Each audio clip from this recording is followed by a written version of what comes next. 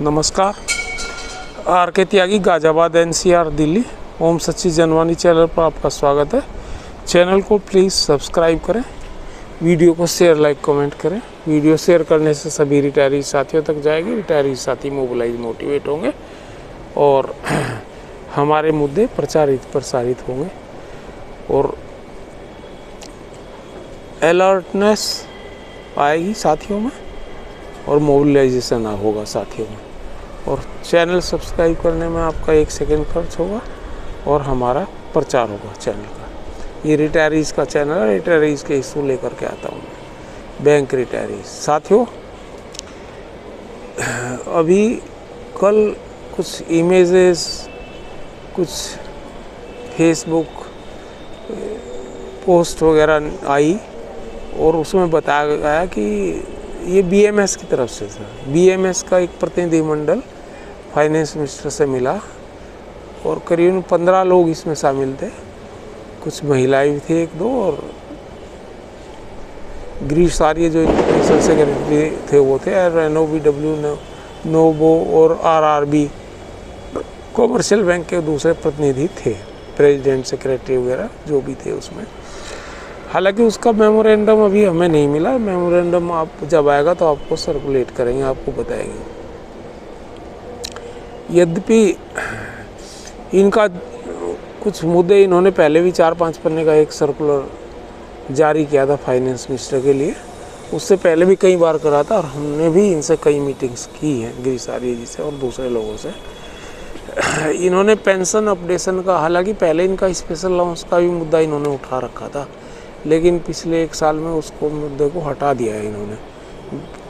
Gratuity recalculation का तो इन्होंने मुद्दा नहीं उठाया था कभी भी, लेकिन स्पेशल अलाउंस का मुद्दा पिछले दिनों इन्होंने हटा दिया और मैंने इनको काफ़ी प्रतिरोध भी करा और कहा भी।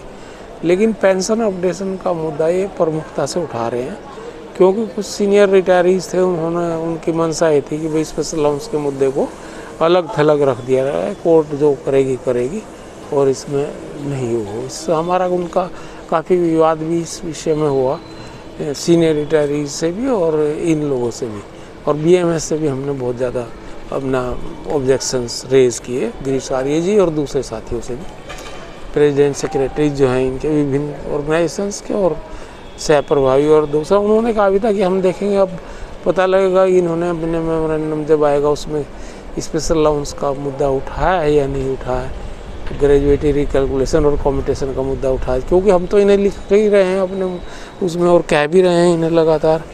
और कई लोग मेरे से बड़े नाराज़ और खफा भी हैं इस बात को लेकर के, क्यों मैं खामखा इन चीज़ों को उठा रहा हूँ। बाकी इन्होंने मुख्य रूप से जो उठाया है, एक तो पेंशन अपडेशन का मुद्दा उठाया है, अभी मेमोरेंडम आएगा तो आपको बताएंगे। और एक मुद्दा उठाया है इन्होंने, हेल्थ इंश्योरेंस का प्रीमियम फ्री ऑफ कॉस्ट होना चाहिए, और जो कुछ रिटायरीज बचे हुए हैं उनको पेंशन मिलनी चाहिए, और एक्स ग्रेशिया का रिवीजन होना चाहिए। इस तरह के मुद्दे इनके हैं, और वो भी इन्होंने अभी इसमें लगा लिया है कि भाई 8088 पॉइंट तक, और 1960 के बजाय 2016 तक DA मर्जर का फार्मूला ये होना चाहिए सभी के लिए, क्योंकि 2022 के बाद वालों के लिए इन्होंने किया है, UFB और IBN, और बाकी के लिए नहीं किया है। तो ये भी एक मुद्दा इन्होंने उठाया। मुद्दे अच्छे हैं, लेकिन अगर ये स्पेशल अलाउंस, ग्रेजुएटी रिकैलकुलेशन और कम्यूटेशन का भी उठाते तो बढ़िया रहता। और सारे मुद्दे तो कभी हल नहीं होते, लेकिन मुद्दे सभी लेके चले आते हैं। पर स्पेशल अलाउंस और पेंशन अपडेशन का तो एक ही मुद्दा है। पेंशन अपडेशन तभी माना जाएगा जबकि स्पेशल अलाउंस उसके साथ रहे। इशू वो एक ही है, इसलिए हमने कोर्ट्स में उसको एक ही साथ लगाया, pension calculation on special allowance and pension updation. और वो वाला जो हमारा केस है वो 14/11 में उसकी डेट है दिल्ली हाई कोर्ट में, और 18/11 में 18/10 में सुप्रीम कोर्ट में है उसकी डेट। 18/11 में सुप्रीम कोर्ट में है, जिसमें IBA लेके गई है उस केस को, और 14/11 में हमारा दिल्ली हाई कोर्ट में है वही मुद्दा।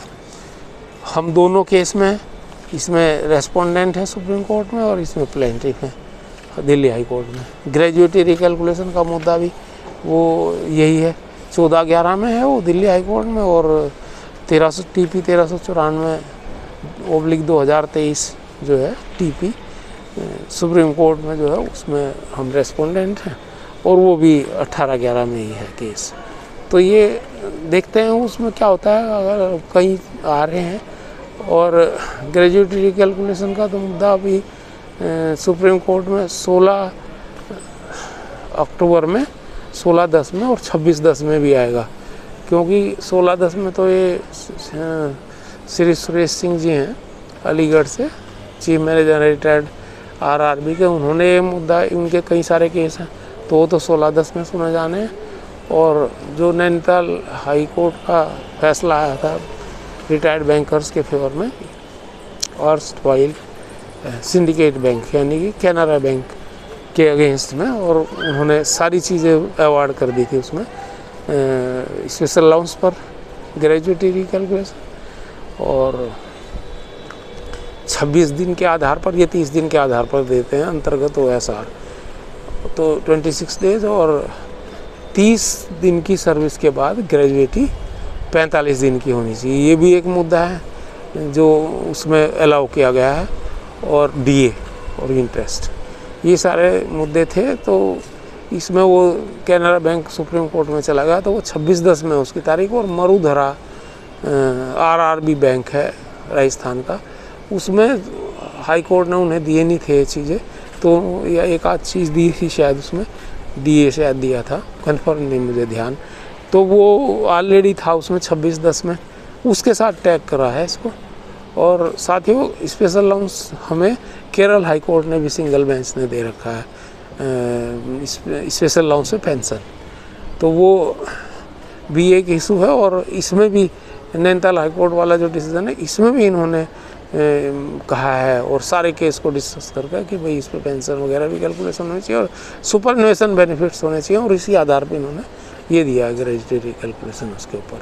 तो हमारा केस बड़ा स्ट्रॉन्ग है, हाई कोर्ट से पहली बार ये हो चुका है कि हाई कोर्ट ने हमें अवार्ड कर दिया है, और इंटरेस्ट वगैरह सब दे दी है।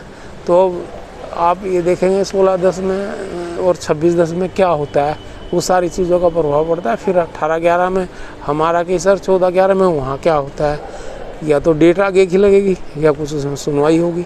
तो ये चीज़ें अभी भविष्य के गर्भ में है, जो पता लगेगा वो आपको अवगत कराया जाएगा। और हमारा सिंगला जी वाला केस अभी कुछ पता नहीं है उसका, सिंगला जी वाले केस में क्या हो रहा है। और सिंगला जी वाले केस में कोई दिल्ली हाई कोर्ट का भी 2010 का कोई केस है, उसमें पेंशन अपडेशन वो भी टैग कर रखा है उन्होंने। तो ये, लेकिन मैंने सेवाराम जी जो एडवोकेट हैं उन्हें मैसेज भेज के पूछा था, हालांकि उन्होंने कोई जवाब नहीं दिया उसका।